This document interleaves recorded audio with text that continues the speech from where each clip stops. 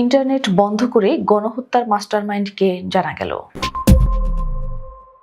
সারা বাংলাদেশে গণহত্যাকে যেভাবে ফ্যাসিলিটেট করেছিল, গোটা দুনিয়ার কাছ থেকে এই গণহত্যার তথ্য লুকানোর চেষ্টা যে করেছিল, সেটা কিন্তু মাস্টারমাইন্ড জয়, এমনটাই মন্তব্য করেছেন আন্তর্জাতিক অপরাধ ট্রাইব্যুনালের চিফ প্রসিকিউটর তাজুল ইসলাম। বুধবার ইন্টারনেট বন্ধ করে হত্যাযজ্ঞে সহায়তা এবং মরদেহ ও আলামত গুমের মামলায় শুনানি শেষে তিনি এই মন্তব্য করেন। তাজুল ইসলাম বলেন, সজীব অজেদ জয় বাংলাদেশে কখনো আসেনি, বিষয়টা তা না। তিনি রাষ্ট্রের বেতনভুক্ত ছিলেন, উপদেষ্টা হিসেবে কাজ করেছেন।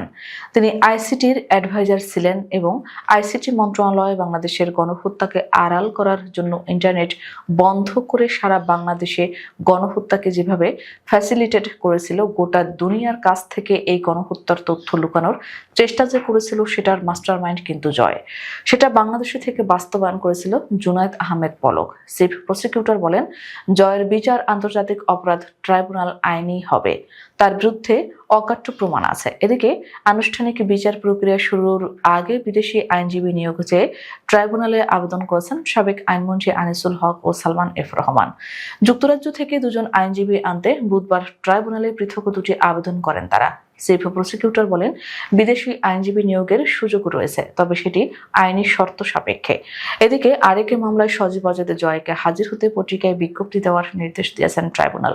তাজুল ইসলাম জানান, বুধবার জুলাই হত্যাযজ্ঞের মামলায় হাজির করা হয় আনিসুল হক ও সালমান এফ রহমানকে। তাদের পক্ষ থেকে যুক্তরাজ্য থেকে দুজন আইনজীবী আনার আবেদন করা হয়।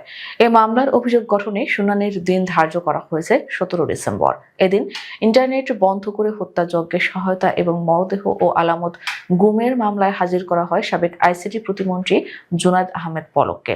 আর উপস্থিত না থাকায় শেখ হাসিনা পুত্র সজীব অজেদ জয়কে হাজির করতে পত্রিকার বিজ্ঞপ্তি দেওয়ার নির্দেশ দেওয়া হয় বলে জানিয়েছেন চিফ প্রসিকিউটর তাজুল ইসলাম।